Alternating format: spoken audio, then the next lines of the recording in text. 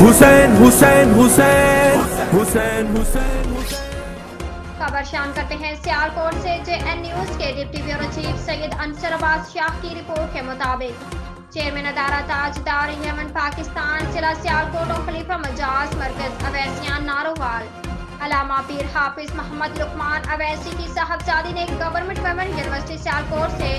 Bachelors in psychology میں college میں دوسری پوزیشن حاصل کی۔ صاحبزادی کی کامیابی پر معروف عالم دین خطیب الاسلام علامہ پیر محمد تبسم بشیر اویسی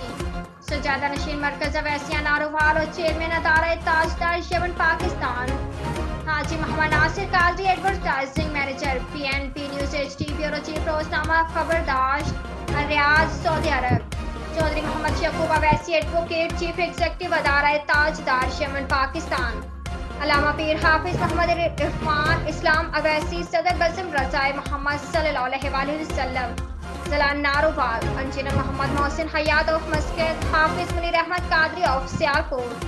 پیر Muhammad Boota Qadri of Sialkot Mian Muhammad Shams Ali Chaudhry Shaukat Ali Chaudhry Liaquat Ali of Sialkot Mian Muhammad Sarwar of Sialkot Pir Arshad Mahmood Naeemi Qadri آستانہ عالیہ تقویہ کلاں شریف